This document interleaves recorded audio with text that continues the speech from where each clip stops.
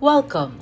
Thank you for lending an ear to the Voice of the Times for Friday, February 25, 2022. Brought to you by Wilkin Depot, the country's leading home improvement and construction supplies retailer. Shop conveniently 24/7 with the Wilkin online store. Just go to shop.wilkin.com.ph. For today's editorial, Global Fallout from Ukraine Invasion.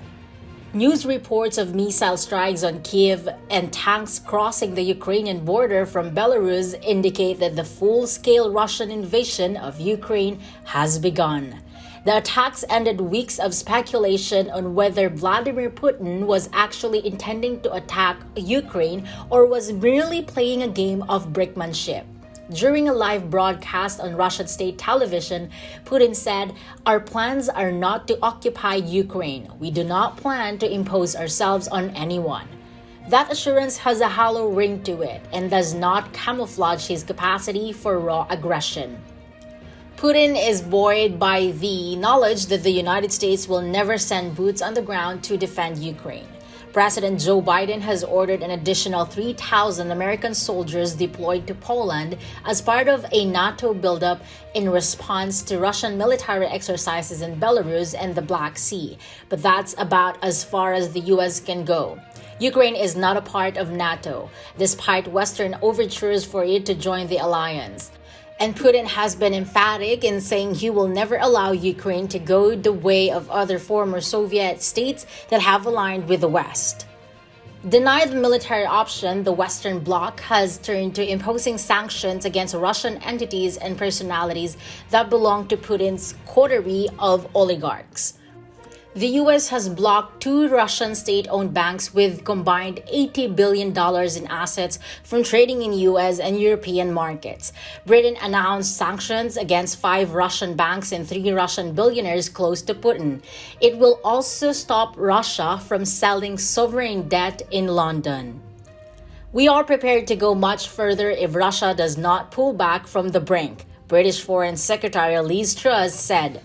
We will curtail the ability of the Russian state and Russian companies to raise funds in our markets, prohibit a range of high-tech exports, and further isolate Russian banks from the global economy. Germany will suspend its certification for the Nord Stream 2 gas pipeline from Russia, a billion-dollar project long sought by Moscow. The European Union is targeting 351 Russian politicians who voted to recognize the 2 separatist regions in Ukraine, as well as 27 other Russian officials and institutions from the defense and banking sectors. Japan and Australia will clamp stringent penalties on individuals connected with the Ukraine conflict. As Russia contemplates its next move, we have our next move prepared as well. Biden said, Russia will pay an even steeper price if it continues its aggression, including additional sanctions. But whether an economic vice will squeeze Putin enough into aborting an invasion of Ukraine is up for debate. Putin may have been sanction-proofing Russia's economy, building up its foreign exchange and gold reserves to a record $630 billion. Moscow is also setting up its own system of international payments that reduces its reliance on the dollar. What Russia is doing, in effect, is building almost an alternative financial system so that it can withstand some of the shocks of sanctions that the West might impose. Dr. Rebecca Harding, Chief of Executive of Coriolis Technologies, an international data and analytics company, has told BBC. Now that the war in Ukraine has broken out, the world must prepare for its impact. The price of oil in the global market has already swelled to almost $100 per barrel, the highest since 2014. Expect it to rise even more in the coming days. In the Philippines, fuel prices have climbed for the 8th straight week and increased by almost 9 peso, triggering calls for subsidies from the transport, agriculture, and fisheries sectors.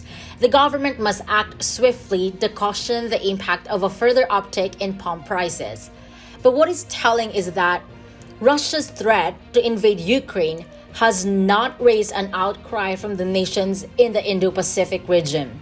Only Singapore has demanded that the sovereignty, independence, and territorial integrity of Ukraine must be respected. We vehemently condemned Russia's blatant act of aggression in Ukraine.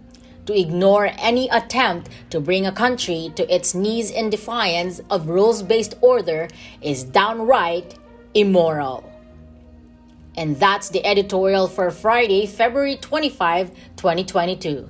For more news and information, get a copy of the Manila Times on print. Subscribe to its digital edition or log on to www.manilatimes.net. Follow us on Twitter, Facebook, or Instagram, or listen to the Voice of the Times.